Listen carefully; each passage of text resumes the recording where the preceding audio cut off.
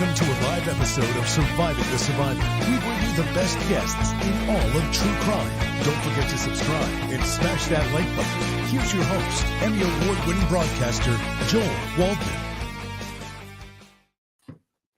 What's up, SCS Nation, and welcome to another episode of Surviving the Survivor, the podcast with a host with no glasses because it's the first day back and I forgot them, but we bring you the best guests in true crime, and that hasn't changed at all. And I'll tell you what, I was just telling Bob and Dr. Ann that it sure feels like a first day back, but we're going to get over the hump and bring you an amazing show today. This one is super fascinating because it combines one of the all-time most notorious serial killers with a direct relationship to Bob Motta Jr., and we'll tell you about that, who is joining us. And of course, the great Dr. Ann Burgess, who has studied serial killers the better part of her life. And so I'm expecting a really fascinating episode because of that. Without further ado, Bob Motta Jr. is the man in the beard. His father, Bob Sr., was John Wayne Gacy's defense attorney.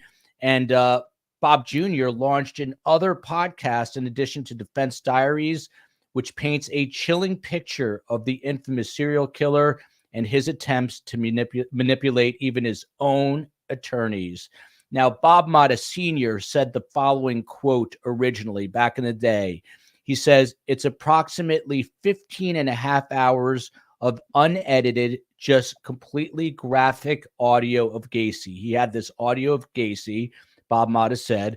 He's had 2.5 months, this is leading up to the trial, to think about what to do about forming some kind of theory for defense in his own mind.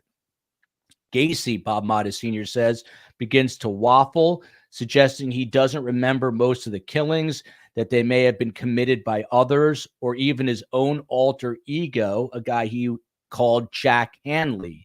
Bob Motta Sr. said he was absolutely a sociopath, and his inability to have any kind of empathy was chilling. This is the kind of stuff Dr. Ann Burgess knows all too well through her studies. Bob Motta Jr., not to confuse everyone, the man on the screen, examines the possibility of more victims and even more accomplices. And that's why the thumbnail says something along the lines of "the story isn't over yet." So introducing formally our best guest, you've got Bob Motta Jr. He's a partner with the Chicago Criminal Defense and Kane County family law firm of Maida and Maida LLC. He concentrates his practice in family law, divorce, and criminal defense, but he's also host of the very popular Defense Diaries podcast. Bob, how are you? I'm awesome, Joel. How are you, my friend? Good. Get your cell phone up and get that barcode. That's a smart move right there. And subscribe to Bob's podcast. It's really good. Dr. Ann Burgess, she is an internationally recognized pioneer in the assessment and treatment of victims of trauma and abuse. She is the author of A Killer by Design, which she signed for me at CrimeCon, and we have extra copies we are going to be giving away in our giveaway. So look for that soon.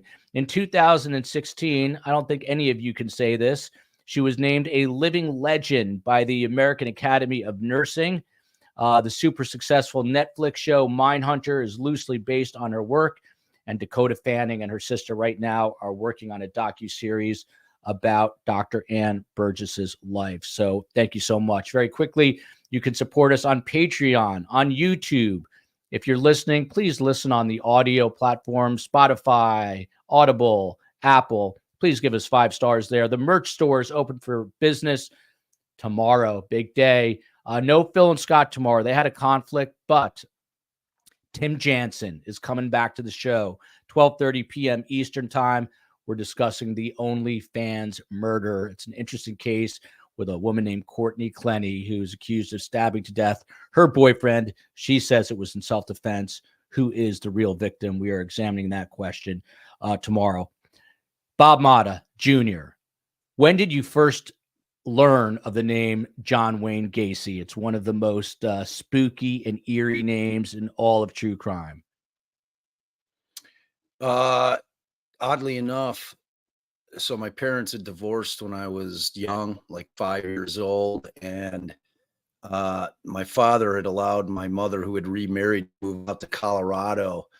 And in the winter of 1978, I had flown back for Christmas vacation to spend a week or so with my dad. And on the 21st of December, which is the date that Gacy was arrested, the date that they ended up uncovering the first few bodies from his crawl space, that case broke. And it was me, my father, and my uncle sitting on the couch in his little one-bedroom apartment in Oak Park, Illinois. And I'm like 9, and we're watching this story, and I don't really know what's going on. And my father gets real excited at one point when Sam Amoranti, who was my father's co-counsel, the Gacy case, came on TV. And my dad's like, "Oh my God, I know that guy." He's like, I wonder if he needs help on the case. My dad just left the public defender's office at 26 Cal, which is the House of Pain. There's, it's Cook County, Chicago. It's like he dealt with the worst of the worst. He was the chief felony public defender there. So he was very, very skilled trial lawyer. And, he's like, should I call him? Should I try to, this is way before emails, texts, any of that stuff. And I'm like, oh yeah, call him. That's, are you going to be on TV? So he's like, next day he runs out, sends a Western telegram to Amoranti. Say, I just hung my shingle. Do you need help with the case? And Sam calls him back 5 minutes after getting the telegram at my dad's little office. He picks up the phone. Sam's like, "Oh my God, yeah, I need help on the case." He's like, "I need you to file a motion to try to get this doctor from making this statement about Gacy being crazy." My dad's like, "Well, there's the First Amendment. It's not going to be it." So he's like, "But I think so." My dad freaks out a little bit. I think the weight of what was happening, because remember, they're pulling the bodies out. It took months for them to get everything out of that house in terms of victims' bodies. So I think by the next morning, they had probably pulled about 6, what they believed to be was 6 victims out of the crawl space. So at that point, they didn't know what it was, other than this guy had at least killed 6 people. They had no idea how many there were going to be, how long it was going to go on, how many bodies that we're going to find. And so my dad ends up saying, "Oh, look, I got too much stuff to do," and ends up hanging the phone up. And then, thinks about it for about 10 minutes and then calls Sam back and ultimately gets on the case. So that was my first introduction to John Wayne Gacy. So at that point, it became a very odd, but yet very prolific part of my life for the next 40 years, man. A big part of your life. Don't want to panic you in any way, Bob, but your audio is cutting out a little bit. If it keeps up, we might have you switch to your phone. I don't know if, but as of right now, we're okay. A. Heineman, wear Joel's glasses, first day back. Totally forgot about it. And same question to you. And then I cannot forget, the COE worked really hard to put together an amazing package. That's what we call it in news. Donna Barkley, Bob Motta, I love Defense Diaries, she says. But Ann, one of the biggest and most seminal cases, obviously, in the 80s and 70s. When did you first hear the name John Wayne Gacy? Well, I heard the name a little bit different than Bob did, but I heard it from Bob Ressler. Now, Bob Ressler grew up in Chicago, and when he heard they were driving, he and his family were driving back to Chicago for Christmas, which is obviously about the same time Bob said he heard it. And he heard the case, and his wife said she didn't see him the rest of the week because he was so excited about getting onto this case from the FBI standpoint. And one of the reasons is he lived right near where Gacy did. And in fact, later found out that Gacy had actually delivered papers or had done something and knew the area. And so he felt a real kind of that it was right from his own city that this case had come. And he spent a lot of time on the case from the investigative standpoint. So that was when I first heard about that. And every time that we'd go down to the academy, he'd either find something else out or whatever. So he had, I actually have, because Bob gave them to me, letters from prison when Gacy was in prison, and also videos of interviews he had done. So I feel like, and he was course, part of our study. So that was my understanding of the case back, and that would have been in the late 70s. There you go. Without further ado, let me play this. It's about a 2-minute little piece to fill in the audience, fill in some of the holes, and then we'll switch back to Bob Motta, and we'll start to go through some audio, and I've got some questions for both the guests. So here we go. You want to say I slept in the same house with a dead body? Okay. You want to say I slept in the same house with a dead body? Okay, fine, I'll buy that. But in the same room? No. And besides, the dead won't bother you. It's the living you got to worry about. Like most notorious serial killers, John Wayne Gacy lived a double life as a fairly successful independent contractor living in a home he bought for himself and his wife in a suburb of Chicago. But all that changed after police arrested him. In 1978, one of John Wayne Gacy's victims, Robert Peast, was reported missing. After investigating, police learned that Gacy was the last person to have seen him. Police got a search warrant, and when they went into Gacy's home, detectives found the bodies of 29 boys and young men in or around Gacy's house. Reports say that the area around the house had a foul stench for years, but Gacy had told his wife and friends that visited that the smell was a result of moisture buildup. Police also found 4 other bodies in the nearby Des Plaines River. All of these victims were murdered between 1972 and 1978. John Wayne Gacy, known for his performances as a clown at charitable events and children's parties, has been dubbed the Clown Killer, one of the most notorious serial killers in U.S. history. When I got into clown makeup, I regressed into childhood. It was fun being a clown because you could be yourself or just let yourself go and act a fool. You could be slapstick and funny and have a good time.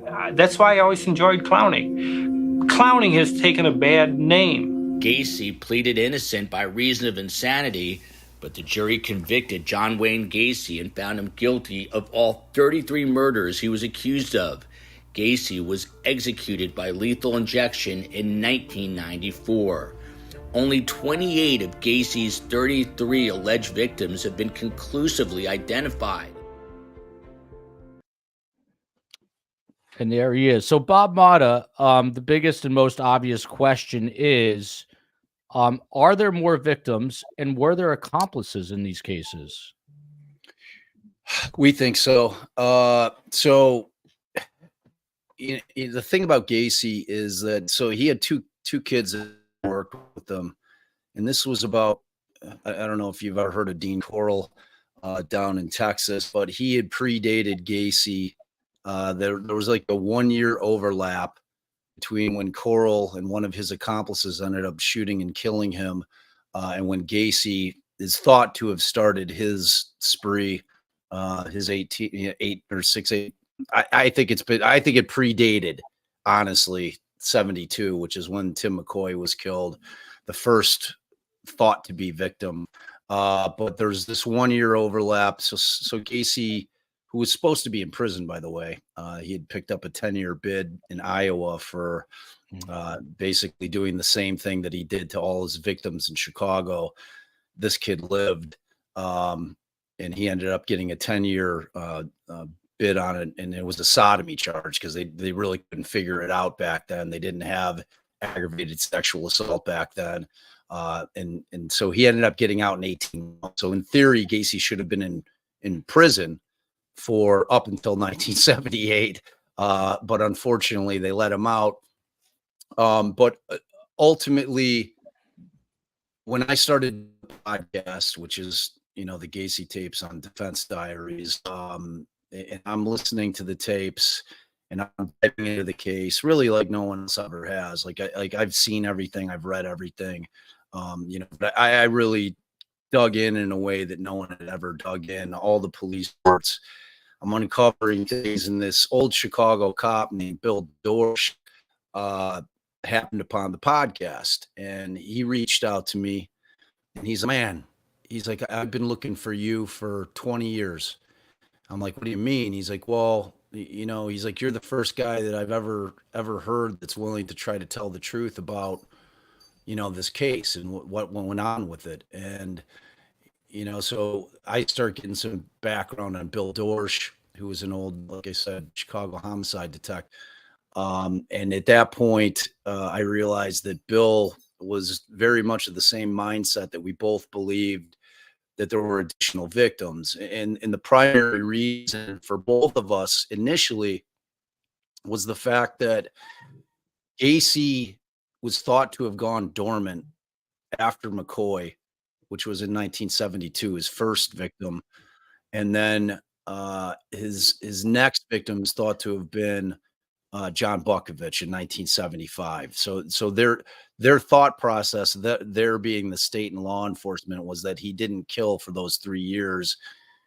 The issue was for Gacy was that he was married to Carol Hoff. Carol lived in the house. Carol's 2 daughters lived in the house.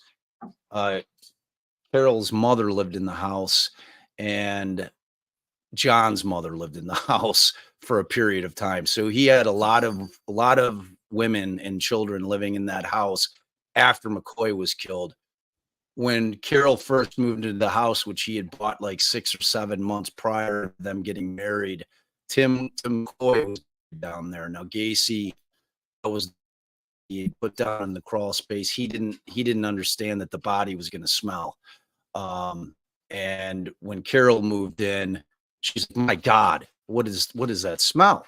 I cannot stand the smell. Like he's like, oh, I don't know. She's like, there's flies coming out of the dryer vent. She's like, what is going on? So he's like, oh, there must be a worm down there. I'll take care of it. So he goes down, pours some lime, and from that point forward, he knows that Carol cannot bury bodies down in the crawl space just because she's present, and there's always people there.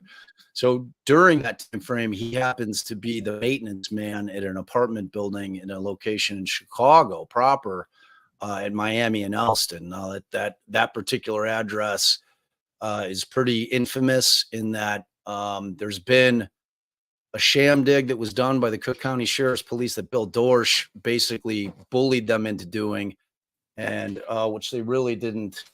My dog is going nuts over a bone over here. That he didn't. They basically put up a tent, did a 15-minute dig after Bill had basically snuck onto the property, done a ground penetrating radar scan, and ultimately, they brought the GPR guys in. They brought them into the tent. Everybody knew about it. It was high publicity. They kept everybody at a great distance behind, crime scene tape. They bring the 2 GPR guys in. They say, okay, well, where should we dig or where shouldn't we dig? The 2 guys, Dittmer, the other guy who was local in the United States, said, okay, well, here, don't dig. There was a big bush there. That's not where we saw the anomalies. Dig here. And then the cop said, okay, we need you to leave the tent. So at that point, they're like, what? Why would you need us to leave the tent? So they kicked out of the tent. They're in there for 15 minutes. They come out, they drop like a plate. They're like, yeah, we're done. There's nothing here. At that point, Bill realized that what we all knew, like in terms of like I discovered doing the Gacy series, is that Chicago police did not want to find any bodies. It's known to be a Chicago serial killer case, but understand that it wasn't Chicago proper, meaning it was Cook County, but it wasn't Chicago, Illinois. They didn't want to have 33 bodies hung on their name in terms of tourism and everything else that comes along with that kind of number and body count. So they had no interest. They were thrilled that it happened in Norwood Park, unincorporated Norwood Park. So they had no interest in doing anything. And what I soon discovered as I was pouring through the police reports is that after Gacy arrested, and like what we see with, say, like Rex Heuermann, where when he's arrested, they start trying to put pieces together in Nevada, down in South Carolina, in New Jersey. They're trying to figure out, does this guy have victims?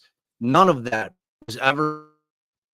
All they did is uncover the bodies from the property and the 5 bodies that he had confessed to dumping in the Des Plaines River. They did no investigation for a guy that was active for 6 years. That they think, like, I believe that he predated in this period of time for the 3 years that he had Carol and his mother-in-law, his mother, and the two girls living in the house, all of them, like just constantly present. Like I think Carol would leave occasionally, and at some point, Gacy would not have stopped killing. And Dr. Ann can sound in on this. Like after he got the taste of it, there would have been no way that he would have stopped killing for 3 years. Do killers go dormant? Sure they do, but not at the beginning, not for that period of time. And he had access to this property. And so Bill had been interviewing people from this apartment complex for like years. Like Bill just started digging in, and they were all like, yeah, Gacy was digging these trenches, and they would be like 6 feet long, 4 feet deep. And then they'd always get covered up under cover of darkness in the middle of the night, like all of them. So Bill like interviews all the residents, and they all are saying the same thing, that Gacy had dug all these trenches. And so ultimately Bill wasn't satisfied with the dig that they did over at Elston. I was side with it. Like we both understand that again, Chicago does not want any of this. They want it to be dead buried. They want the case to be done. They don't understand why we're still digging into it like this, So yeah. Hey Bob, I'm gonna have Ann jump in there, and yeah. And Bob, just so you know, and I don't know if people are having the same issue, but you're cutting in and out a little bit. Do you have your cell phone? I just resent you the link. Maybe if you can hop on via cell. You know what? Let me try to move down to the first. Like my internet has been acting up the past 2 days. I actually have somebody coming out. Yeah. So I'm gonna bounce you off for a second. I'm gonna pick this up with Ann and see if you can maybe hop on either on your cell or in a better spot. But I'm gonna bounce you right out, and you just come back in when you're good. Okay, thanks. Right. Sure. So Ann, so what about before we get into this, kind of dormant period of 3 years? A bunch of things obviously struck me about him. The clown costume is the most obvious. Yes. And he mentions that there's a sound bite where you can kind of like, let go. But what do you make of that? Is that the first time that we've seen a serial killer enjoy dressing up as a clown? Is there anything parallel to this? Oh, well, I think the clown. I think you're right on. The clown is a key factor in this and what it meant to him. If you want to get into some of the psychology of it, because with a clown, you're disguised. People don't know. Generally aren't going to know who you are. And as he says, he can act in any way that he wants to. So we often hear about the serial killers that say, well, there are two sides of me, the dark side and the normal side, or whatever you want to.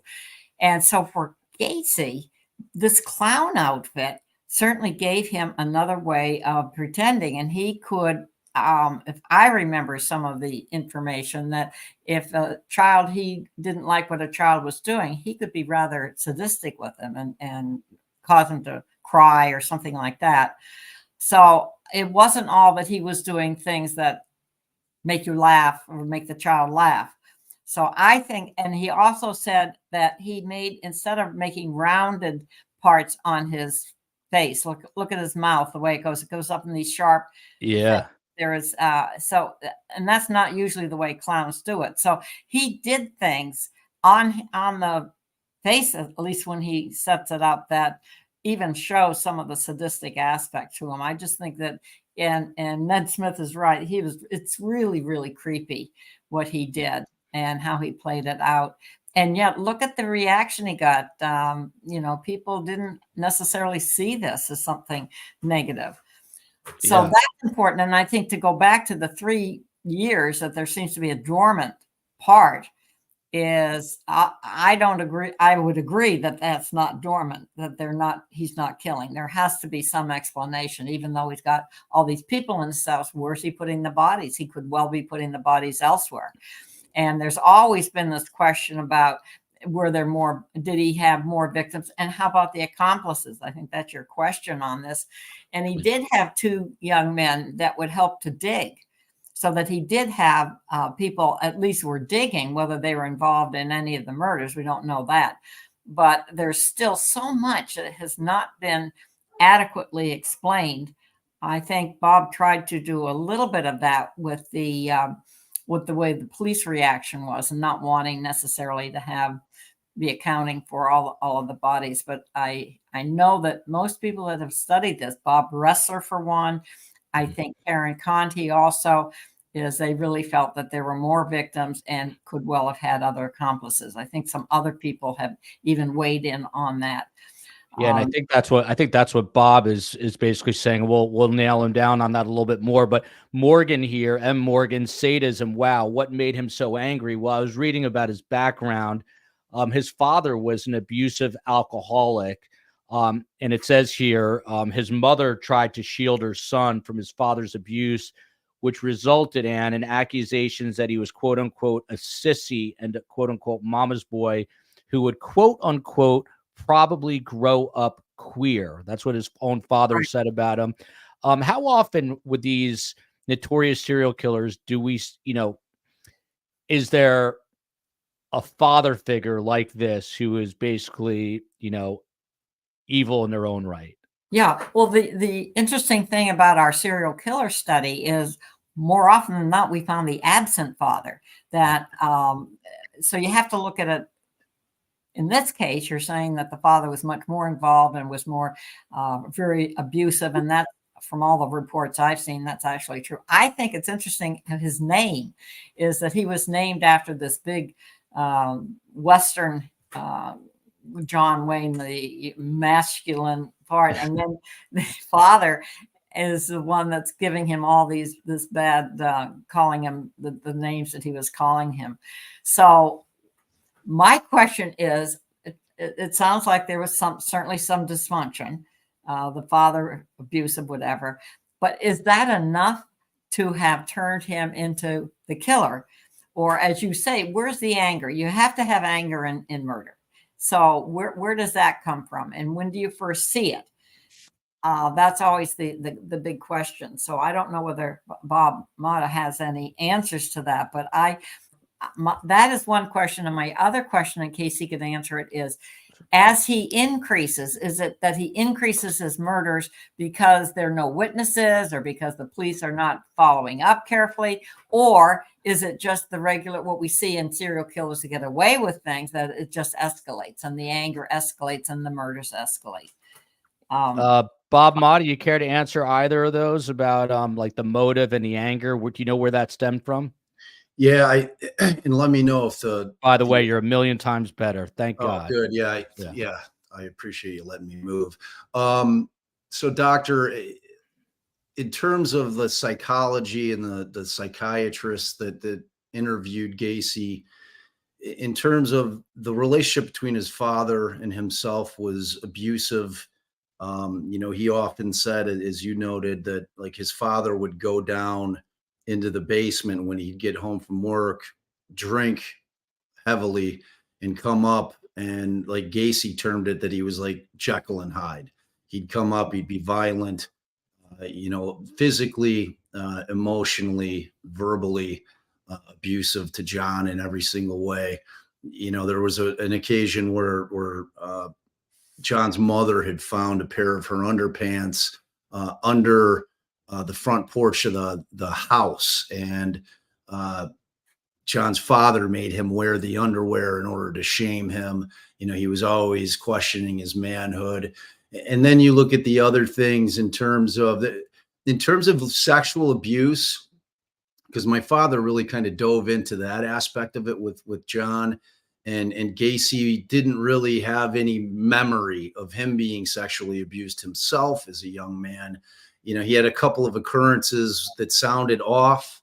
Like, I think if it, something would have happened that was similar to one of my kids, I'd be pretty upset about it.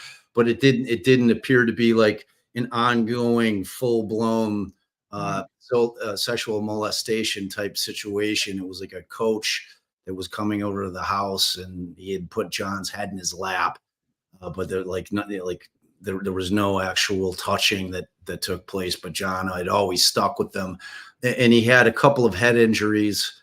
And I know there's been studies done that have tried to look at a lot of serial killers had some kind of serious head trauma.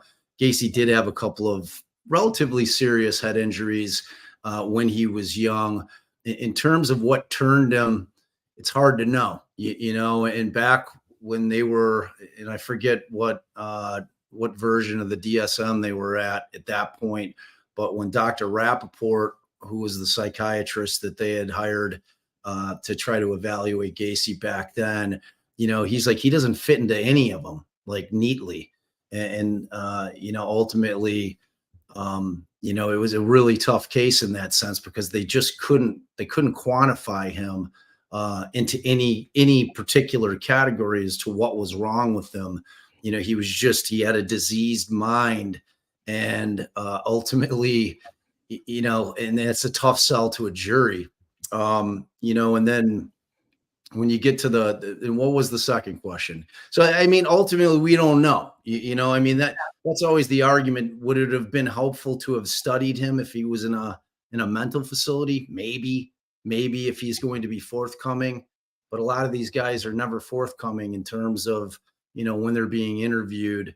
I mean, Ed Kemper seems to be one of the more forthcoming serial killers in terms of kind of opening up and letting them delve into his mind as much as they can. But, you know, with Gacy, man, he was just all the way to the end. You know, he never gave up the game, you know. Look at this. The inimitable Gary Bricado. Dr. Gary Bricado, who studies serial killers with Ann Burgess. Hi, Ann and Joel and Bob. Just popping on between clients tonight. When the crawl space ran out of room, Gacy did start hurtling bodies off a bridge into water. There could easily have been more. A quick John Wayne story here. I was whining to my mom, to no one's surprise. This was about 3-4 years ago. And she said, I always wanted to have the strong, silent type like John Wayne as a son. And literally the next day, I was in some like 5 and dime store, for lack of a better description, even though they don't exist anymore. And sitting on the shelf was a John Wayne lighter. And it sits in my medicine cabinet. So every time I open that medicine cabinet, I see a picture of John Wayne and I say, I'm nothing like him. But the Duke. The Duke. But I tried. We've got to get to this audio too. So let me look at this private chat. So the first piece of audio we have is just titled Long Clip for the Sizzle. Should we play that one, Bob, or should we skip to number 2?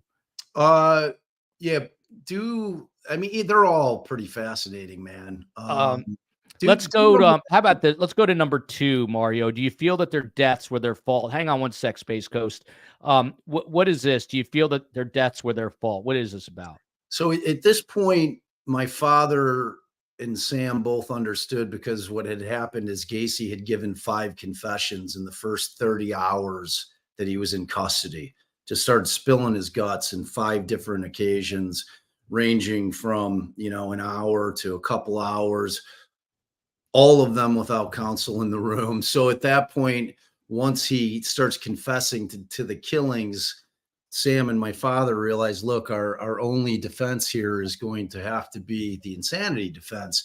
So what you're hearing here is my father starts by going through all the confessions. He's got the written confessions in front of him, and he's grilling John to try to get answers in order to try to get an understanding of his mindset. He's really trying to answer the question that Dr. Burgess had, is why? Like, why are you broken? What is wrong with you? You know, and he gets so much pushback and resistance from Gacy. Gacy starts saying, oh, well, you know, I don't remember anything. And my father's like, well, you know, I can understand that you're saying you don't remember. He's like, you know, I was on a ton of Valium when they first got me, Bob. I had taken like 160 milligrams of Valium. And my dad, you know, comes back and he says, well, okay, I understand that, John, maybe for the first 3 confessions, but 29 hours later, you're no longer under the influence of Valium, you know, at that point. So what is your excuse for that? Because Gacy was saying that he had forgotten everything that he had told the police. So it was incredibly frustrating. So what you're going to hear here is my father going back and forth with Gacy, just probing, trying to draw out information from him any way that he can. Play it, Space Coast. You're going to see a black hole, but you're going to hear the audio. Here we go. Willingly, understandingly, and knowingly what was going on. feel that their deaths were their fault? Yes. There's not one of them that didn't die that I'm aware of that didn't die through their own hands or through their own wrongdoing. Everybody came to my house willingly, understandingly, and knowingly what was going on. Do you feel that their deaths were their fault? Yes. There's not one of them that didn't die that I'm aware of that didn't die through their own hands or through their own wrongdoing. Everybody came to my house willingly, understandingly, and knowingly what was going on. Do you feel that their deaths were their Space fault? Coast, I think we could drop that because I think that's playing on a loop now. And Burgess, to you, since I'm sure you've heard bits and pieces of this, but what do you make of that? He's basically being asked, whose fault is this? And John Wayne Gacy, without even missing a beat, is saying it's the fault of his own victims. Yeah, well, that's so typical of him. He never took responsibility for any of this except those early confessions, and then he immediately goes into denial. But he can blame though that was kind of his whole perception, is that these kids, they either got themselves into difficulty, and then he uses his clown tricks of the rope trick and the handcuffs and all of that to play out something that is important to him. That's what hasn't been, in my mind, hasn't been adequately looked at, is what was that all symbolizing? It goes back to the clown, it goes back to the disguise, and being able to do things that he does get away with it. He gets away with a lot of it. I think you initially said the very first 1967 charge is he gets sentenced for 10 years and he only serves 18 months. Now, how did that happen? Certainly something played the system. Yeah, so that was a sodomy charge. I think it was 68. And he only spent, like you said, 18 months behind bars. And if he served more, I'm sure obviously a lot of lives would have been saved. We're going to obviously get to Bob to get his take on the audio we just heard, but this one too, and from Christine R., typical serial killer. He met Rosalind Carter and hid in plain sight. Wasn't he religious or well-known in the Polish community? Those poor young men, tragic. There is a photo of him with Rosalind Carter. Yes. Is that typical that these serial killers basically, I mean, we know Dennis Rader, he was a church president. Sure. Well, wasn't Gacy, he was supposed to be head of security for something that was coming up, and that's how it all got arranged so that he was able to get that close to Rosalind Carter. And I think that just puts these parallel and puts him in close contact with such power as she was, and then used it to his advantage. I think that photo has been used many, many times. Here's another comment, and this is something I was thinking, so I'm glad Gary Bricado is saying this out loud. I think Gacy loathed his own homosexuality. Remember, his dad was calling him a queer, and punished himself through other men, as we noted in The New Evil. That's their book, The New Evil. Sometimes he read Bible passages while victims died in the garrote. That is very eerie. Bob, that audio we just heard about him blaming the victims, what do you and your dad have to say about that? I'd love to hear everything your dad had to say about this case, but what's your take? Yeah, no, I mean, it was par for the course for Gacy. I mean, he had absolutely no remorse for anything that he ever did, ever. And, when my father said it was chilling, it's chilling. And, the fact of the matter is that he just never, and to Gary's comment, that was always what my belief was as well. Like I felt that he had a true loathing of the fact that he was homosexual that was built and instilled in him by his father because of his loathing of homosexuality. And that ultimately that the way that he was cleansing the feelings that he was having after he'd engage in sexual encounters with these young guys is to kill them. And then when I'm listening to the tapes, which, by the way, if you want to hear a ton of the tapes, you should listen to my first season of Gacy. And that includes you, Gary, and Dr. Burgess. If you're interested in Gacy, it's the best thing that's ever been done on Gacy. And Bob, just tell us where does everyone find it? Anywhere you get your podcasts, Apple, Spotify. Wait, but it's under the Defense Diaries. Yeah, Defense Diaries is the podcast. Our first season was the Gacy tapes. I play probably about 12 hours of this, but it's woven in with interviews of all the, the cops that are still alive. I got the lead prosecutor, Bill Kunkel, to perform his entire closing argument. My dad does his opening state. It's unbelievable. It's the best thing that's ever been done on Gacy ever. And it's the most thorough. So at some point when it gets out to the world at large, people are going to realize it. But Doctor, and Bob, just to be clear, this is different than the tapes we hear on Netflix, correct? Those are Karen Conti. No one has ever heard these tapes before, ever. You hear that, everybody? Did you hear that, everybody? Make sure you listen to the first season of Defense Diaries. This isn't Netflix stuff. This is the real thing. No, right? Yeah, that was Karen Conti. That, like, when you hear a woman speaking on those tapes, it's not his trial lawyers, because his trial lawyers were Sam Amaranti and my father. So, Berlinger pawned them off as if they were his own, but or that they were my tapes, which I had negotiated for 9 months, and I couldn't make a deal with Berlinger. That was actually my pitch to him, but he ran with it after the fact. But I wouldn't have done the pod had I licensed the tape. So it was a blessing in disguise. But yeah, no, it's like everything about him when you're talking about the Rosalind Carter thing. I mean, this guy, and he wasn't even hiding in plain sight.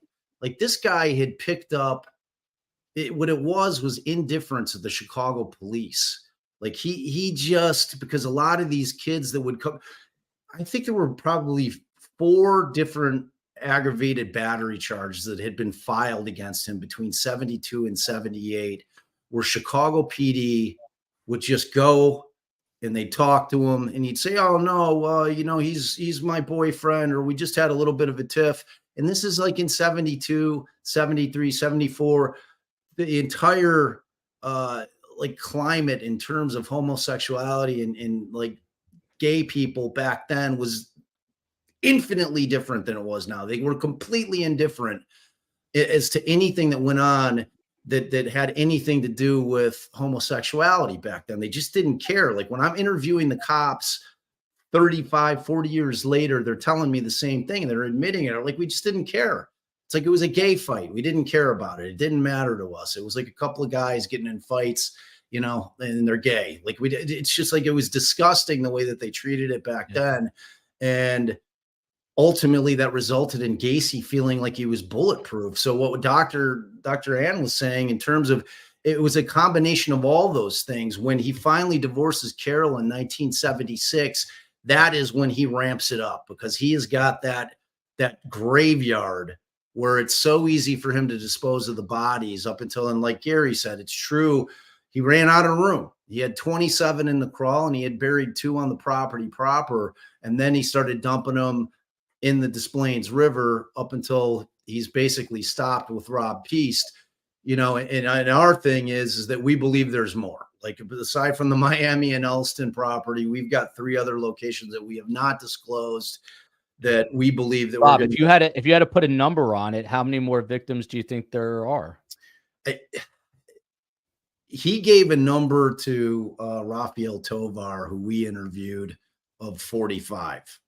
Like, he said 45 is a good number, is what he said. Now Rafael Tovar was a Des Plaines cop. He's one of the cops investigating the case. Great storyteller, like a great storyteller. Like, he had told the stories many, many times. So I'm not saying that he's making anything up, but I take everything with a grain of salt.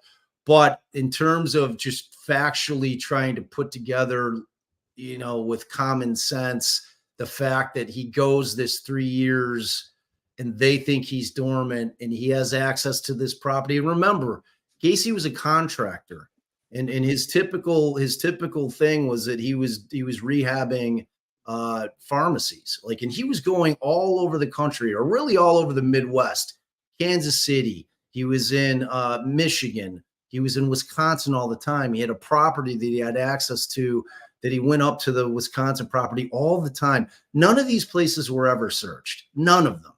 And that's what I'm saying in terms of, there was no investigation that was done into anything else that he may have done beyond what they found. they had their hands full in terms of just trying to identify those kids. Remember, they went to trial with, I think it was 14 of the kids still unidentified, that they went in with John Doe's, because back then, obviously, we didn't have DNA. They were basically doing it on dental records, medical records. And if the kids had any kind of particular type of jewelry or belt buckle or something significant that they could identify, or the family could identify the kid. And then again, you had Gacy burying kids on top of other kids. So bones were getting mixed up. It's like there's so much with it that it requires more investigation, which is exactly what Bill Dorsch and I are going to do. Wow. Chicago police doesn't want to do it. Cook County police doesn't want to do it. We want to do it. We want to do it for the victims to get their names back. And we want to do it so that these families can have closure, because we believe there's more. Wow, that's incredible. At the time of his arrest, or at the trial, I should say, he was convicted on 33 counts of murder, which was the most ever at that time. And I don't know how to phrase this question, because a lot of people say, is he the most notorious? But in terms of the pantheon of serial killers, where does John Wayne Gacy sit? He's got to be at the very top of the most notorious serial killers, correct? I would certainly say he's at the very top. There have been some a little later. I think Samuel Little had more that they were able. Again, you have to look at how many can they actually verify versus how many they say they have. But I think the important thing is, why do you think he doesn't admit or suggest that he has more victims? Because he, as far as we know, he never does say, except there could be. Yeah, it's an interesting question. My father asked him, and I don't know if we have that clip. I think we might have it, Joel. And what's that one called? Do you know? Let me see here. Gacy lists 5. It could be that. Do you feel it was? It might have been the sizzle, but let's play the sizzle. I want to play that. Let's get through some of the sound. Space Coast, play clip number 1. How did you feel the next morning when you woke up and you found Gacy dead? What was your initial emotional response? Just to throw him down the crawl space. Get rid of him.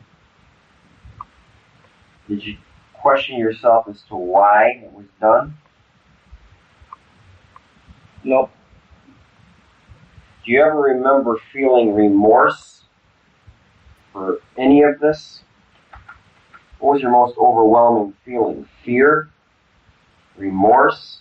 You want to get rid of it and put it out of your mind, cover it up?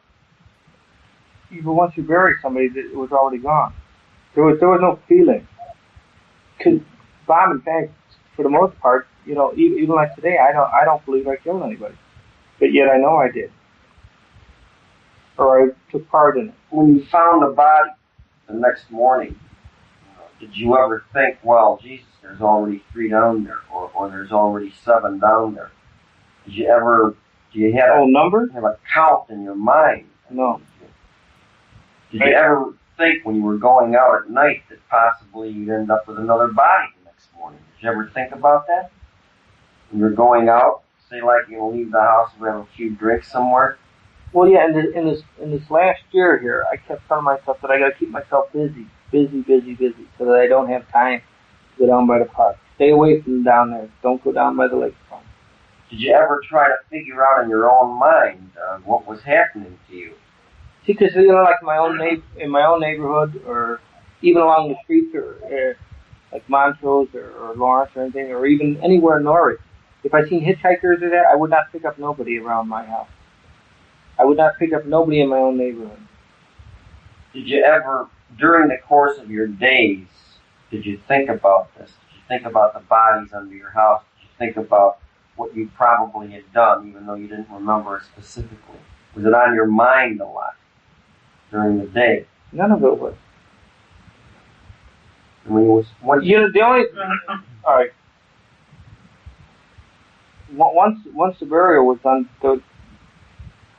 there was no number count. There was nothing in my mind. Did you ever reflect back? I mean, when all this was going on, how did you feel when you knew there were bodies under there? I'm trying to figure out. How can you feel about something that you don't do? How can I have any feelings about it? Once they were into the ground, they weren't my problem.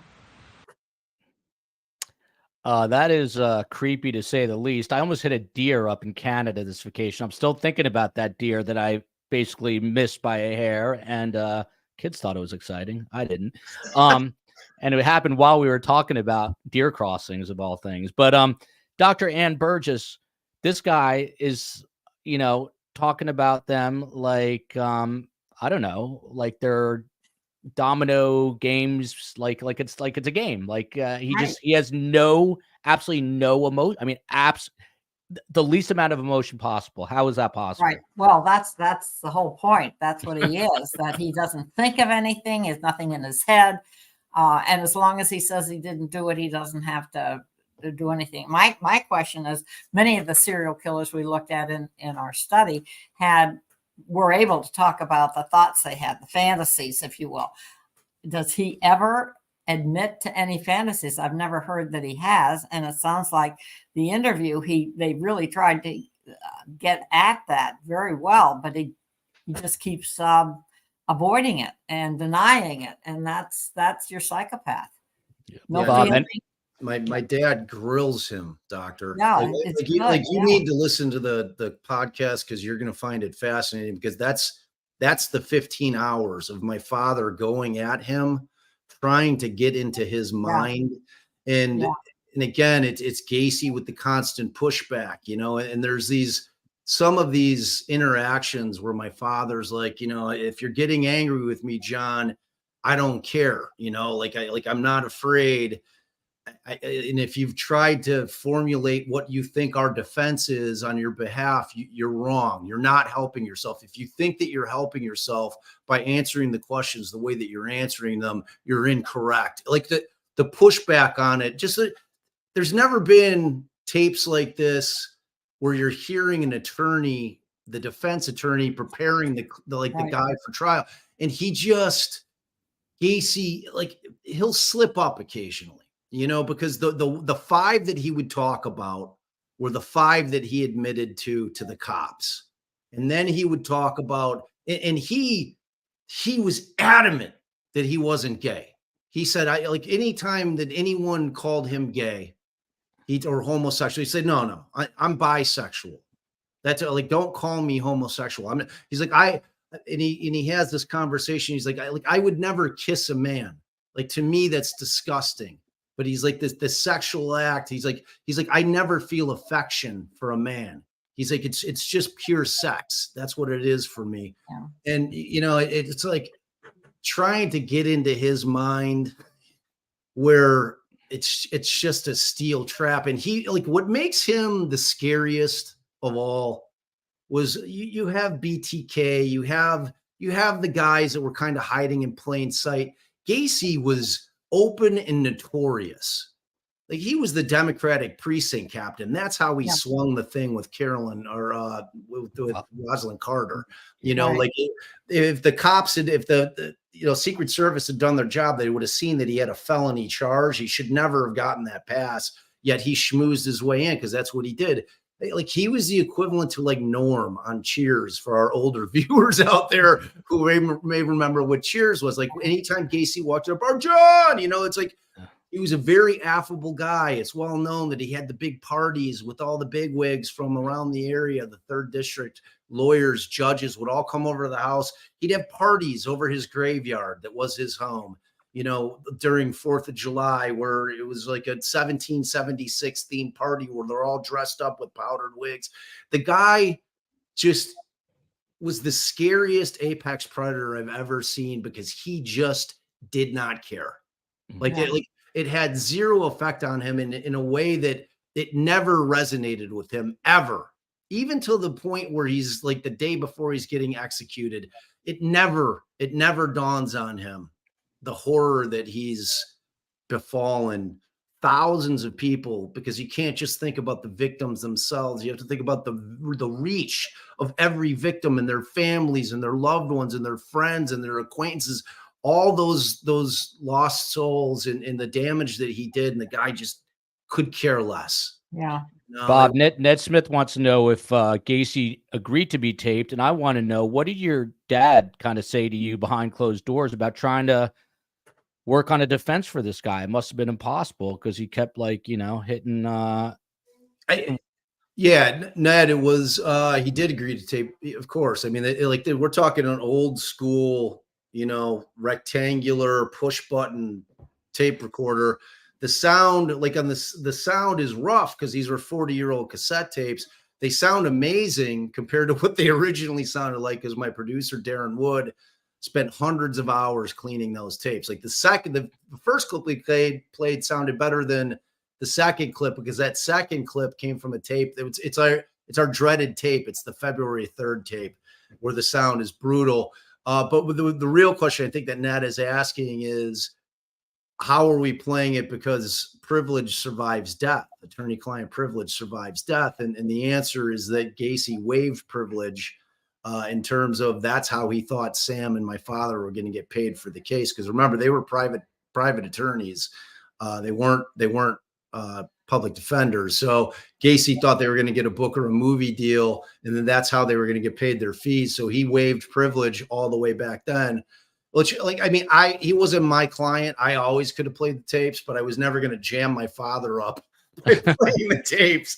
So Bob, you got these tapes, as I read that you got them as a gift for your 21st birthday. Is that right? Yeah. So my dad gave me these tapes. It's a shoebox, absolutely true story. It's my 21st birthday. There was a Mexican spot we always used to have all of our parties called La Majada. Got a bunch of my friends, family there. He gives me this box, and the way the story goes is I was driving around in a beater, like a AMC Matador. That was just the biggest S box that you could imagine, rusted, ugliest car ever made. And I was really hoping that he got me a car. I get this it appears to be a shoebox. I open it up. I'm like, oh, maybe there's car keys in there. I open it up and there's tapes. I'm like, oh, audio tapes. I'm like, thanks, man. Close the lid and I see he's just scrawled Gacy tapes on there. He takes me aside. He said, look, these are my legacy. These are all my taped interviews with Gacy. They're one of a kind. They're historic. No one's ever heard them. No one's got copies of them. They've never been out there. Maybe someday you'll figure out something to do with them. Took me 30 years and I figured out something to do with them. And to me, they are historic. They're a hideous, ugly part of our history as a country, but they're historic nonetheless. And I felt that the public deserved to hear them because it's part of the disturbing fabric of our country. And, to me, they're valuable. I think there's value. Like, I love watching Dr. Ann's face when she's listening to the clips. Yeah. Like, by the way, I think you might be sitting on a gold mine here, Bob Motta Jr. These probably are worth a ton of money, but I know that's not your interest in all this. But let's Space Coast. Let's go to number 3 here. It's called Gacy List 5. Since we have you and Ann, I want to get through as many of these as we can. So Space Coast number 3. I'm sorry. First of all, I remember that there was one in 72. I remember Burgess was in 74. I think Zick and Zyke and Gotzik, I don't know which one came first or second. I think that they were in 76 and 77. And Peach is number 78. So there, Bob, it appears that he is just listing 5 victims. Ann knows this better than I, but is that all he was really admitting to at that point? Yeah.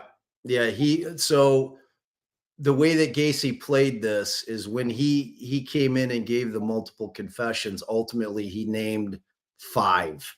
He named 5 that he could recall their names and the dates. Now, the reality is that Gacy had the memory of an elephant. It was like a steel trap. Like, this guy would, I'm not kidding. Like, this guy would talk about a carpet store that he'd gone to one time and would give my father the address, like, from 6 years prior. I mean, the guy didn't forget anything, like, the concept that it's so irreconcilable between the concept that this man can remember every minute detail about the most insignificant thing, but can't remember killing kids. There's no way to reconcile those two things ever, which drove my father nuts. It just drove him nuts. because remember, the thing about the insanity defense is that it's the toughest defense on the planet. And I'm sure that the doctor will agree with me, because what you're tasked with is trying to convince 12 people that somebody should not be held responsible for their heinous acts because they weren't able to control themselves, that they weren't able to comport their behavior to the requirements of the law, which is in Illinois, that's what the insanity defense was. That it was two-pronged. And the thing for my father is that this was a compulsion for Gacy. Gacy could not control, like when it got to the kill moment, there was no premeditation in terms of him doing the act itself. Was there premeditation of him going out to Bughouse Square and getting the kids and having sex with them? Yes, of course. But the argument was that when it came down to that point, like where Gary was talking about, like where something in him was broken, and if it was his just absolute repulsion to the fact that he had just committed a homosexual act in his mind, and that the only way that he could cleanse himself was to kill his victim, dump him in the crawl space and bury it, literally burying his problems. Maybe, I don't know. But at the end of the day, when you're trying to get into this guy's brain, again, the insanity defense by operation of law means that you've admitted to committing the crimes. So it didn't matter if Gacy had only admitted to 5 of them. When they decided to move forward with the insanity defense, it meant that he was culpable for all 33, because that you understand what I'm saying? The operation of law says, okay, I did it, but I'm not guilty because I couldn't control my behavior. I'm innocent by reason of insanity.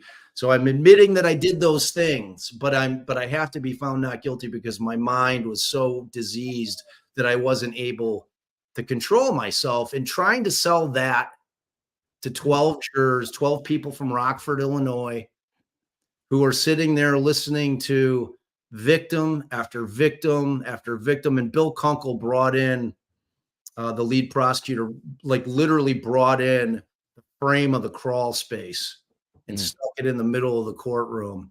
And he had a cork board that he had all the victims that they knew and the facial recreations that they were able to do and pictures of the ones that they were able to identify. He'd pull them off the board one by one and throw them into the crawl space.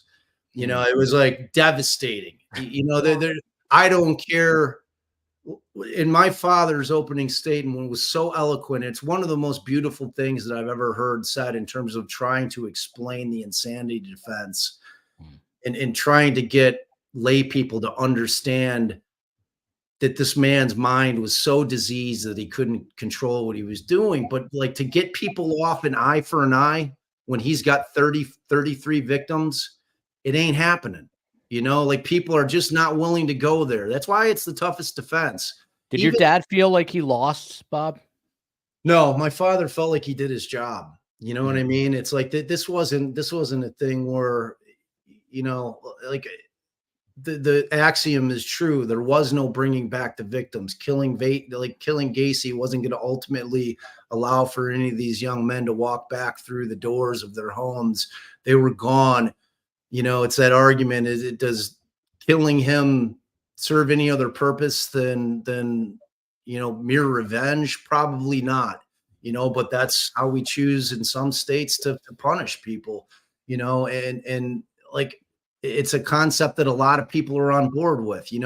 Look, I'm not a death penalty guy, but it's not because of a morality play. I just happen to think that spending your life in a cage is the worst thing that you could do to anybody. And I'm talking about, I don't care if you get to watch TV 2 hours a day, never being able to do anything that all of us take for granted in our daily lives, hugging your kids, kissing your wife, putting your feet in the ocean, taking a swim, going on anything that we may consider mundane. It's all over and you're in a box for the rest of your life. If you want to punish somebody, that's how you do it for the rest of their life with no hope of ever getting out, to me. But, it's a tough sell. Some people, when somebody does something like this, kills 33 young men, a lot of people like, you got to go down. And I have to admit, like he was the poster boy for the death penalty.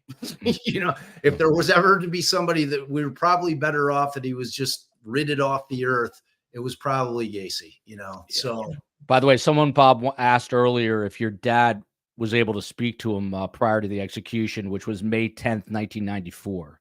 yeah. So my father was invited to go view the execution. He declined. Him and Sam Amaranti went up to a bar in Norwood Park, obviously the town where Gacy was, and they watched it on TV. Oddly enough, Gacy was executed shortly after midnight, which actually turned out to be my father's birthday, which is May 11th. So it was weird in a lot of different ways. You know, it's so yeah, like my father, that's what my father felt like. Is a defense attorney, when your client gets executed, that's when he felt like he didn't do his job. You know, like when they put one of your clients to death, you know, and it was never that Gacy was innocent. You know what I'm saying? Like when I moved back to Chicago in like 1980, like I was lucky to not be living in Chicago when my dad was handling that case, because I would have been, as a kid, I would have been abused massively at school, you know, and I can hold my own, but still it would have been brutal, you know, just because it was front page news every day, especially in Chicago. It was the news, the paper, everyone knew. Even when I came back, kids knew still. And, you know, it's like that. You know, it was just such a weird part of my life for such a long time. I found doing the Gacy tapes so cathartic. Like when I finished, and it's 36 episodes, Joel. It's like no other, like there's no other podcast out there like it, dude. It's like, like I wept, like I openly wept, like when I said the last words of the last episode of that thing, man. It was like, and I didn't even realize it was there, like this weird weight that I had from that case, just being, because it was just a part of my life in a weird way. I didn't defend the guy, but like it was just always there. You know, it's literally from your childhood, and it was literally your most, you know, kids are getting a drink when they're 21. You're getting the Gacy tape. So there you go. And this question came up a few times. It's the old question with serial killers. His behavior, was it more nature versus nurture? Is there any way to tell? Well, you try to tell by looking at their background and how dysfunctional the growing up period was, but it doesn't look like it was that I mean, it certainly was dysfunctional if you want to look at the father's abuse and the mother's more passive approach, but that isn't unusual, wouldn't necessarily be unusual for back in those days. So I'd like to know more about, when does he have his first encounter with death?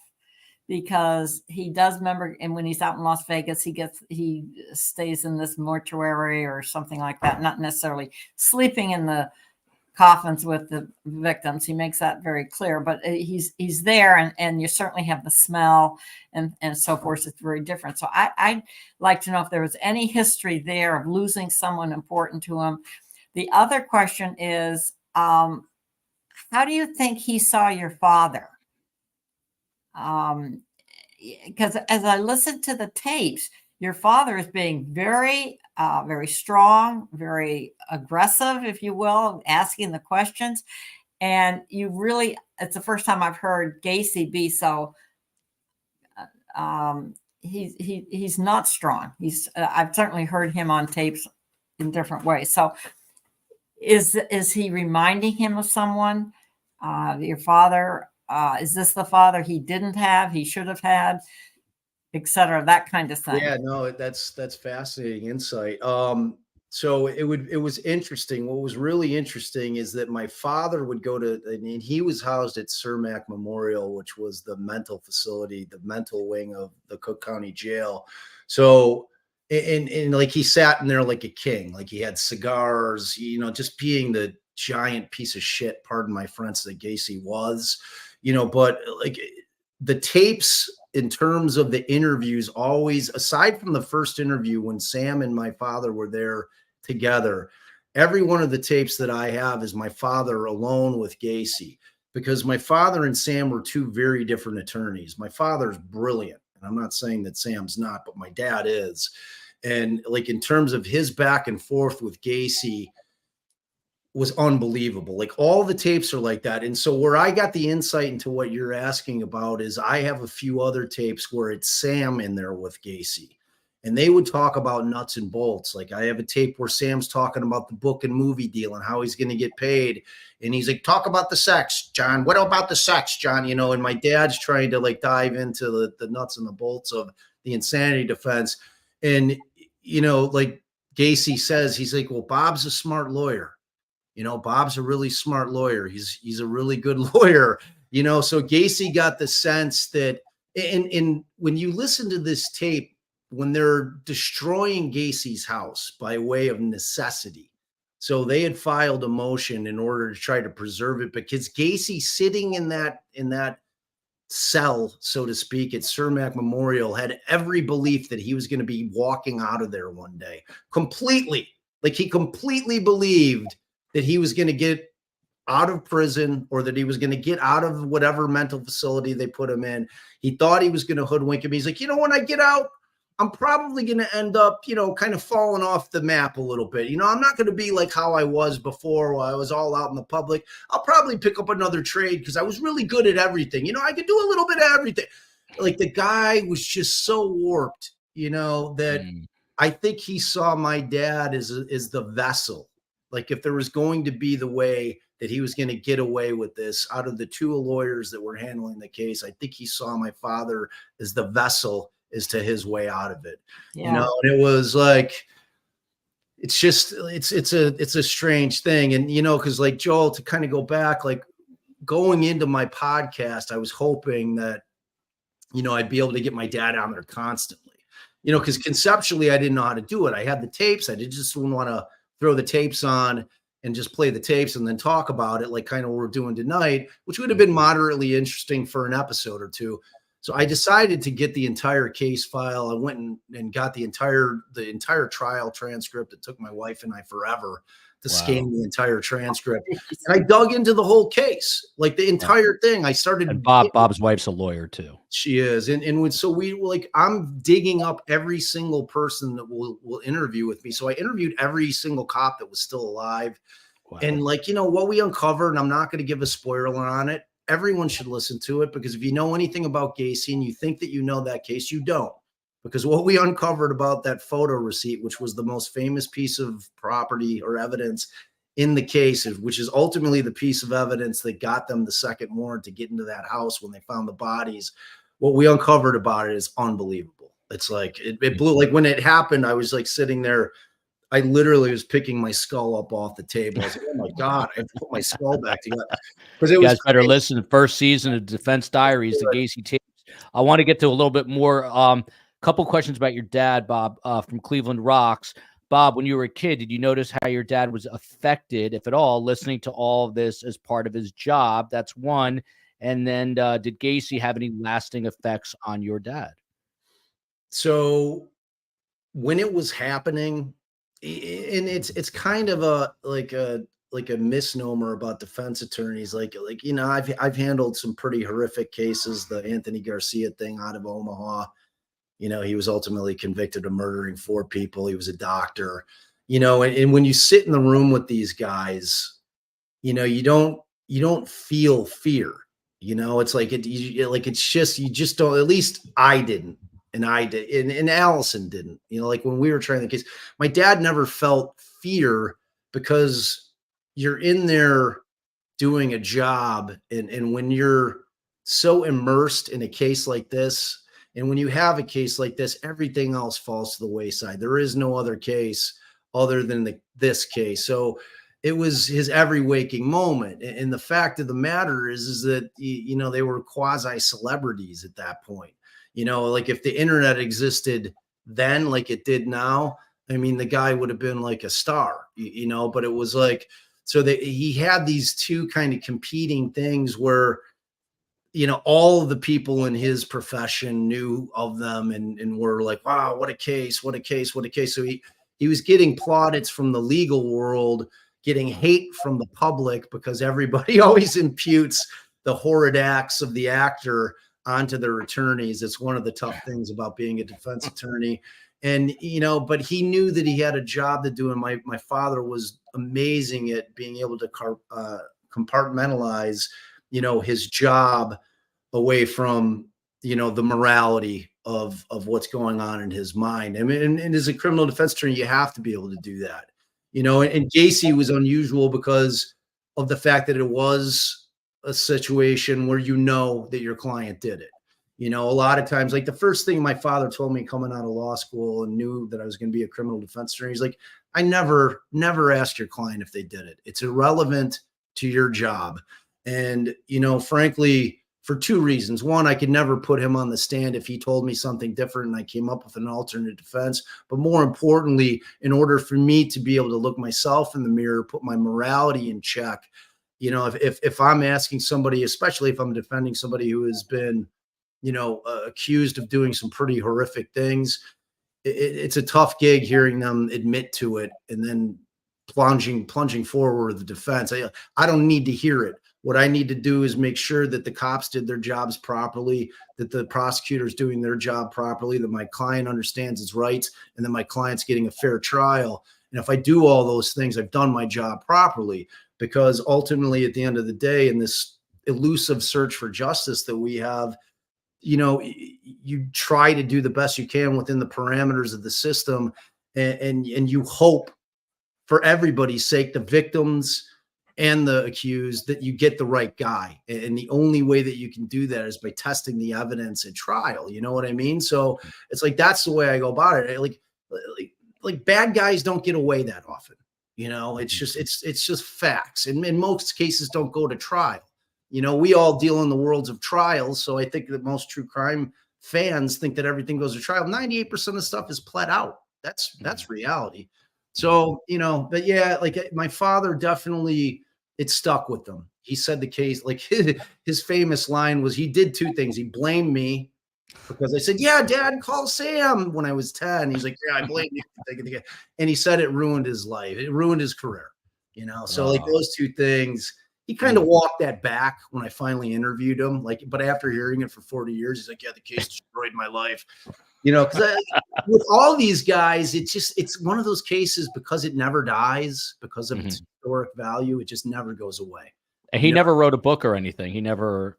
No, that was the end of the beautiful friendship of Sam and my father. Sam went out and hired a ghostwriter to write Defending a Monster, which is Amarante's book, and didn't tell my dad that he had done it until like 4 chapters in. And he's like, so my dad was furious because he's like, this writer sucks. It's like, this is our one chance to tell the story. Because my concept for that book is give the perspective of defending that guy. It doesn't need to be another Gacy biography. Like, my podcast has very little to do with Gacy and has everything to do with the victims. Like, the one thing I didn't know anything about the Gacy case were the victims. I knew nothing. I dug in so hard trying to figure out who these kids were, trying to give them life in terms of memorializing them. And I dug into the investigation, the trial, and the victims. And of course I played the tapes, but I didn't do what everybody else has done, giving the whole Gacy biography thing. There's plenty of material out there for y'all to watch.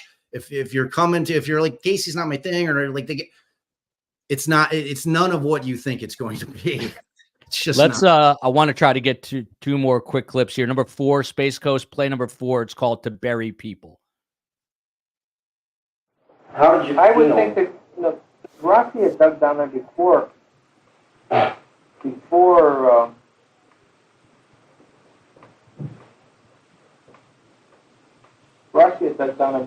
this time. For the purpose of trial? Yeah. I don't know who came up with that idea that it was Kyle. Because I don't know if it come out in conversation or if it was because of my uncle asking what we were digging for down there. Do you think it's possible that the digging was simply to bury people? Yeah, I would. Sure, it's possible. So they're talking, Ann, pretty openly about burying people. I was reading somewhere in this crawl space, it was only like 2 feet Yeah, ceiling height. So he had to basically get on his knees to dig. sure. Again, it's just the things that horror movies are made of. But what do you make of that exchange there? Well, there is an exchange. So who's digging? Cram and Rossi. Yeah. Cram and the two young guys I was talking. So Right. this goes all the way back to Joel's very first question when he was talking about the accomplices. Yeah. Cram and Rossi were two young guys that were employees that worked for Gacy that were down there. And their story was they were digging under the presumption that they were digging the trenches to put in water drainage tiles. That's what they allege. Now, I of course think that they both were complicit completely. So is your understanding that they would dig for every victim, or some I thought were put in multiple? Yeah, no, they would dig. They would dig that? along. Yeah, they would dig a long trench. Sure. So, but Gacy would tell them, like, so he had he'd draw a little diagram. So he would tell them exactly where to dig the trench because Gacy knew where all the trenches were.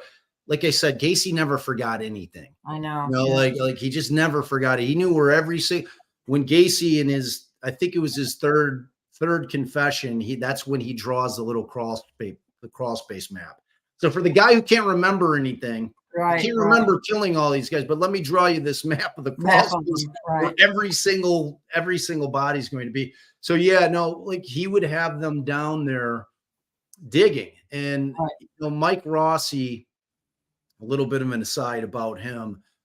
He was, and they both lived with Gacy going in from 76 to 77, both for about 6 months. So this was from 76 to 78. Gacy was by far the most active period. Like he killed 25 plus in that 2-year span, like just out there doing it. And, this is like when Jeff Rignall, one of his victims that escaped after Gacy had him on the torture board in his garage for 3 days, and he was chloroforming him over and over and over. And Jeff Rignall wakes up at one point and, he tells the cops, he's like, I saw, it wasn't the big guy. There was a younger guy with brown hair that was performing fellatio on me when I came to, and then all of a sudden they knocked me out again. Like I talked to so many people that had near-death experiences with Gacy where he'd pick them up and they'd jump out of the car at a red light because Gacy would immediately, as soon as he got a kid in the car, he'd become like sexually inappropriate, like immediately. Like kids would be like, oh my God, and they're like jumping out of the car and running. And I had three guys tell me that there was a young kid driving the car and Gacy was in the back seat. He just was operating in the question. And I asked Bill Kunkel, again, who's the lead prosecutor, why didn't you arrest Cram and Rossi? Because the very first question that Gacy asked when he was taken into custody is like, who else do you have in here? I wasn't working alone. And then when my father would press him on, there is a ton of Cram and Rossi stuff in the tapes. My dad was big on getting Cram and Rossi arrested, and more that he was concerned that they were going to turn state's evidence and they were going to use. Are they still around? Are they still around? Cram hung himself in a forest preserve about 15 years ago. Mike Rossi's alive, and I tried to interview him. What'd he say to you? Get lost? He said he wanted 50 grand. I said, what, for you to deny? So you can deny everything? Pass. I'm like, you going to be honest? If you're going to be honest, I'll come up with the cash. Yeah. What about the neighbors? I mean, that's a big question. I mean, the smell, the digging at weird hours. What's going on there, Bob? So that's one of the misconceptions about Gacy's house too. After McCoy, he knew that he just couldn't leave the bodies down there buried under soil. So he started using the lime immediately. There was no smell. Like there was like, it smelled like in 77, leading into 78, like, no, actually, I think it was the spring of 78. He had Cram and Rossi lay 900 pounds of lime down in the crawl space. And at that point, all of the victims were skeletal. There was no decomposing flesh anymore. I mean, these bodies have been in there for years, and he had accelerated by using both lye and lime. Lime was used to cap the smell. You know, like the whole famous thing with Gacy about the cop who he invited in when they were tailing him during that 10-day investigation, and he, you know, the furnace kicks on and the smell comes up, and he's like, "Holy shit, I smell like," and there is no smell. Like I'm sure the doctor, like there is no smell like a decomposing or a decomposition of a human body. There's nothing like it. So, but and what about I'm sorry, Bob, but and what about the intelligence level of serial killers? You know, Bob keeps saying he was really brilliant. He couldn't, he remembered everything. Is there anything to that? Well, they were very bright in our study. They were above average, mostly, not all of them, certainly, because we tried to divide them into two types, one with the more organized and very planned everything, and then the ones that were more impulsive and something went wrong at a particular point. But Gacy, that's a great question. I was going to say, I don't think his IQ was any more than average, was it? No, it was slightly above. Like, yeah, he was no genius, but he was very visual, and he certainly had a memory and that, so that from what I understand, so he was able to, and he's very organized. He was incredibly organized. Didn't he have a book that he had all the victims in?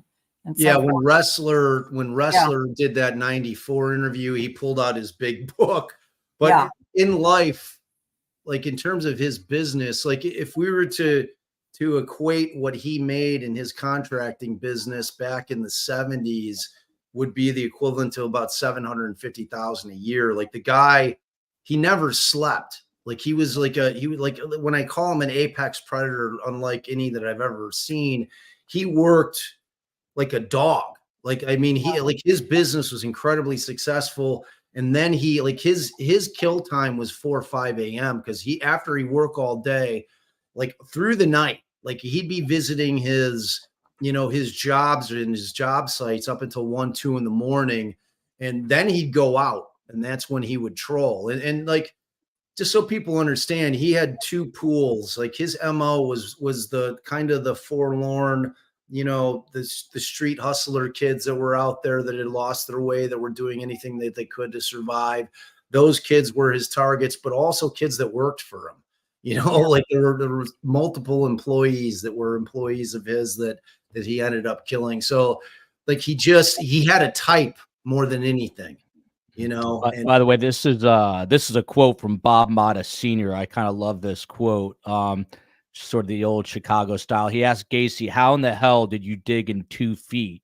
And Gacy answers, "Well, if you dig between the rafters, it's 2 by 12 rafters. You get almost another foot," Gacy responded.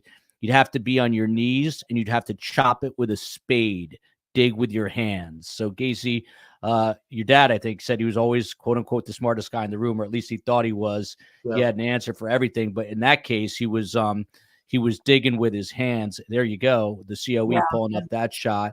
That is creepy as hell right there. Let's play this last piece, number 5. Gacy kills McCoy. I've got Dr. Ann on. I got to get this other piece of sound in. Number 5, Space Coast. I took the knife. I think I stabbed him in the chest 4 or 5 times. How did you get the knife? Well, I tried to knock him off balance. Yeah, you said after knocking him off balance, you were holding his arm, and he slashed your wrist. Yeah, because he came down with the knife, and I knocked him over. When I fell on top of him. When I fell on top of him, the knife from his hand. Grabbed the knife from him, and... This is after you had wrestled into the other bedroom. Yes. Then he fell down, and you were on top of him. Yes. Did you have clothes on then? Did I have clothes on? Yeah. I think just underwear. Did he have clothes on? There's Sam. Yeah, Sam's always asking those questions. He had his Levi's on. Just his pants. No shirt, no shoes or socks. So he wasn't dressed to leave? No. Because I think he was saying that he was sorry. He was sorry. He didn't mean that he wasn't going to hurt me. Or I don't know. You stabbed him 4 or 5 times? Yeah. Did he appear to die immediately, or was he still alive? Was he breathing, or did he appear to be lifeless after the stabbing? I think after the first or second stabbing, all you could hear was the gargling of blood from his lungs or something. Anne, I'm going to go to you first, but I'm noticing on this mugshot on the right side. Look at that. He's smiling. What's going on? I know. I was just going to comment on that. Most people, it looks like it's, it's kind of at a party, whereas most people look gaunt when they are having one of these mugshots. But that certainly is an unusual mugshot. Psychologically, going back to this idea that he hated his own homosexuality, I don't know, maybe there's some sort of relief that he's finally arrested, and I don't know, maybe he can lay claim to the fact now that he's, either caught and or killed homosexuals that he hates so much. If that's that's why he was on the first part of that, I totally agree with that he can't stop. He can't stop his killing, and we've heard that so much from others that that's why the police have to get them, because they can't stop on their own.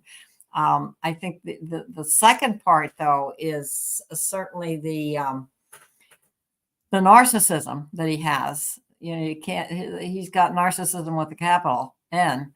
And I think the other part is the control. When he's in control and managing things, which he does with his work, he is evidently very good and very effective if he's making that kind of money. So he does have, there are parts of him that are certainly appropriate, if you want to use that word. But I'm still looking at, he seemed to be doing okay up until the time with the wife and the two kids. And then it's all kind of downhill when the wife leaves, right? The wife leaves after he gets convicted or sentenced for the sodomy charge, right? Right. And then his first wife, Marilyn. The first wife, and she leaves and takes the two girls with her. Exactly. Yeah, and then the second wife obviously doesn't work out very well, and he's so something happens there. What I would want to do is to look at on a timeline for when did the behavior really start escalating? And I like, frankly, Doctor, I want to talk to you after we're off air. Like, in terms of, most people do, Bob. Yeah, no, I think we'll have a really fascinating conversation. In terms of, and this has been my argument. So I have a little bit of a dispute with Bill Dorsch, the cop. Bill's theory is that Gacy, after he was arrested on the sodomy charge, because what you're asking, he was doing all of that, like all of the exact same things that he was doing in terms of luring the kids in, plying them with alcohol, marijuana, getting them down in the basement. He had the pool table. He'd take kids, he'd get them in restraints. And it didn't just happen with this kid that he ended up getting convicted on. That kid's father just happened to be a politician. And when he caught wind of it, he's like, this guy's going down. And he did. So there, like, everything that was going on in Chicago in terms of the way that he would build up to the kill was all happening in Iowa. Now, Bill thinks that what Gacy realized in prison, that his mistake was that he left his victim alive. And that's why Bill's argument is that that's when Gacy became a killer. My argument is, I want to go dig up his barbecue pit in his house in Waterloo, because I ain't buying it. Like, I just think, you know what I mean? So, like Bill and I have this debate all the time. Like, did he become active when he got out? Right. Is Bill right? Is that what turned him into a killer, or did it predate it? So we'll find out, because I fully intend on going and digging up that barbecue pit. Because that barbecue pit he put at his house in Norwood Park, where they found one of his victims that he had buried under the barbecue pit. Like, he'd have these huge barbecues and like be grilling food. Like, there's pictures of him with a big shit-eating grin grilling at one of these huge parties. All the while, one of his victims is sitting under this, like, buried under this barbecue. I mean, the guy was beyond warped. Like, he just had he had no ability to process what he was doing, or just didn't care. which is equally scary. Yeah. They want to know, Bob, what was his reaction when he received the death penalty in court? Do we know? He didn't care. He didn't care. No, What about his kids? Any word on his kids? He had 2 children. Yeah. His kid, he never had any contact with his children. Like when he got out of prison and he moved up to Chicago, because basically they had approved his parole, which is what allowed him to leave, because that was in Iowa. Theoretically, you're supposed to stay in the state that you're in, but they approved him and allowed him to move to Chicago, which was where his mother lived. His mother was the key to getting him to Chicago. And at that point, I mean, he's here and he's doing what he's doing. So it's just, the whole story is so sordid, man. Yeah. Just looking at all these pictures, it's like a little bit of a story. So when we were interviewing a cop, one of the cops, Dave Hackmeister, and all these old cops were unbelievably great guys, man. Like and I had a weird kinship with them because my father was part of the case. But so we're interviewing Hackmeister, and Hackmeister tells me, and all these cops had taken everything. Like they stripped all of Gacy's, they took him all his souvenirs. Like Bill Kunkel had his bumper pool table, and he had one of the garrots that he used. His rope trick is what he called it. Like when I went to Bill's house to record the closing argument, he had it. And Bill Dave Hackmeister had taken all of his photos from all of his photo albums. Like, so, and I took 50, he let me lay them out on this table. And it was like all of Gacy's like marriage pictures with Carol, pictures with Marilyn when he's young. It was like unbelievable. So like all the cops took all the souvenirs, and they weren't shy about telling me, like, yeah, we took everything, it's like he wasn't coming back, so it was interesting though. And the pictures are just so like you're sitting there and like Dr. Ann would be trying to figure out, man, is he there yet? Like looking at these pictures, trying to figure out, has he reached that point? When you're looking at him in like 65, and like in 66, it's just, he was. Did they find any paint supplies? Because he was a painter, and one of your guests, Joel, asked about or compared Gacy with Sam Little, who also was a artist. Gacy didn't pick up the painting until prison.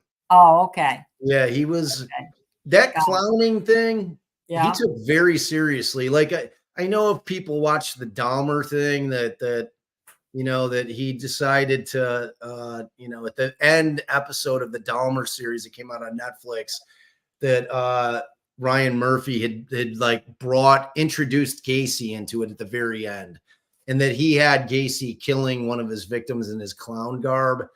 That didn't happen. Like Gacy wasn't running around in his Gacy took the clowning so seriously he would never mix it with what he considered to be debauchery. Like the clowning was sacred to him. Like he loved clowning. He took it as a serious thing. Yeah. So it's this is an interesting question. Anne, as far as we know, did he keep any trophies, any relics? Yeah, my understanding was he like other serial killers kept licenses because it had your picture on it. And I think school rings. Well, those are the 2 other objects too. But that was my understanding. I don't know, Bob, whether you agree with that. No, yeah, that's absolutely. So they did. Like, I don't know if Gacy was I don't think he was keeping them as souvenirs. I think that he was maybe the ring, like John Zick's ring, which is during the first search of the house. Des Plaines police found this class ring with JAS, the John A. Zick's ring, and it wasn't Rob Peast. So they thought it was a little strange that he had a class ring there. In the garage, they found 2 wallets that had driver's license in them, but those ended up being non-victims. They were people like, because David Cram, one of his little employees, went back there. The guy that I said was one of his accomplices potentially, had gone back there, and he said, "Hey, John, what are these 2 wallets?" And John's like, I don't know, just, some guy forgot him here when he was here. I don't know what they are. And so like when I was digging in, neither of those wallets were actually any of his victims, because we're down to 5 unidentified victims. Like at this point, they've gotten 28 of them identified. So he didn't keep souvenirs in the way that other guys did. You know what I mean? Like he didn't need to relive his fantasies through the souvenirs, because he just kept doing it. What about the other 5? Do they have, the remains? Are they going to be able to run it? That's part of my war. Okay. Well, they could have been other victims that you just didn't know. I mean, Exactly. I can't believe he can't go 3 years without a victim. That's my entire point, doctor. Like either do I. Like I ain't buying it. Like that's why Bill and I are doing all this. Like we're boots on the ground. I'm not just, and everybody, you should watch if you're interested in any of this. Did Gacy have any contact with John Norman or the Cyril, the Candyman? No, there's any trafficking of the kids? There might have been. So when I started my podcast, Tracy Ullman, not the comedian from England, but Tracy Ullman, the documentarian, she had the Devil in Disguise, which was a Peacock thing. When I started doing the pod, I reached out to her and I'm like, yo, if you have any research that you've done that you'd be willing to give me. And she was extremely upset with NBC because they had stripped her entire narrative, which was that Gacy was part of a much bigger pedophile sex trafficking ring. And NBC's like, no, we're not doing it, because she really couldn't prove it. It was like so speculative. NBC wasn't willing to go there. So, so John David Norman had a little henchman, a guy that worked with him named Phil Paskey. The connection is that Phil Paskey was close friends with David Cram, which was one of Gacy's little henchmen. So there's definitely smoke there that Norman could have been procuring kids, because a lot of his kids, like Tim McCoy, his first kid, he snagged him at a bus station, at the Greyhound bus station, coming back from Iowa, heading back up to Minnesota, back home. And, there were 2 victims that we know for a fact were from Michigan, so, they're like in Norman was that guy who just had the dossiers.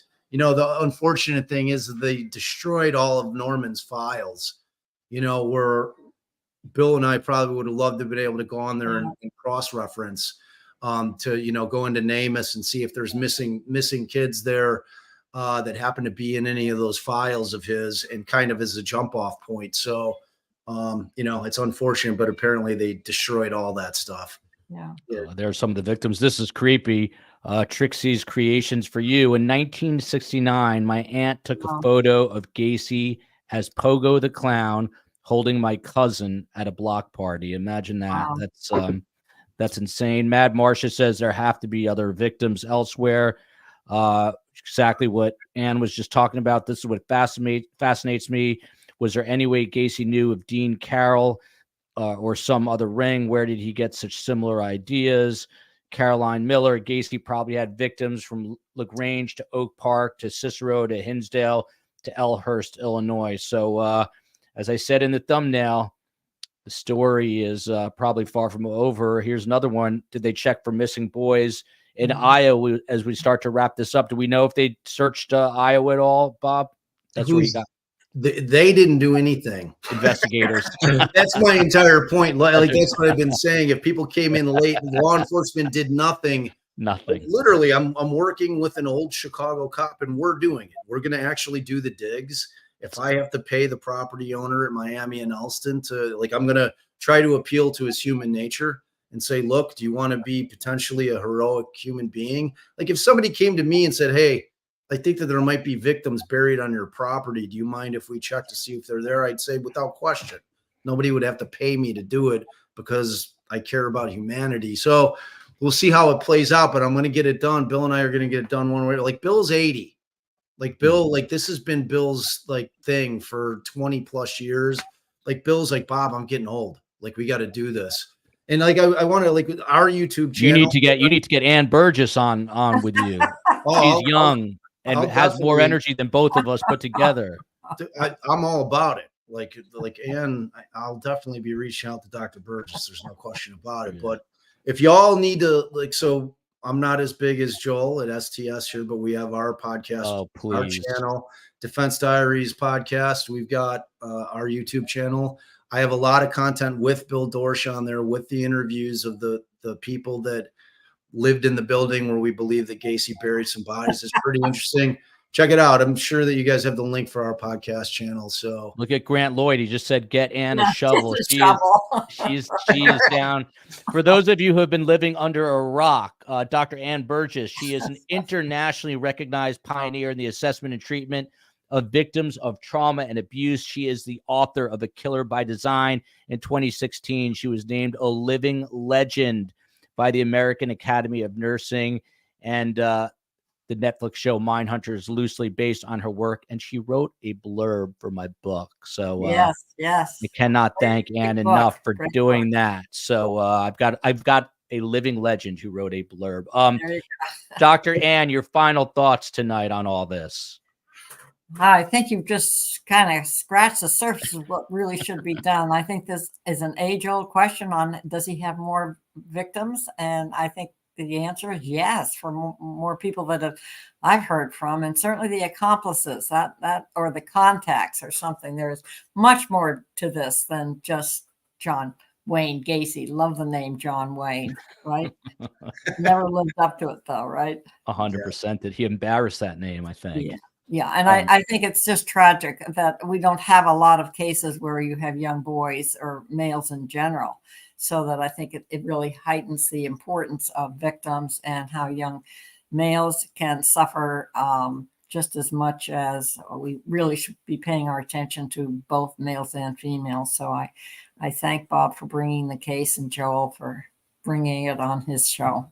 By the way, I say it jokingly, but I am serious. Ann has more energy than Bob and I put together.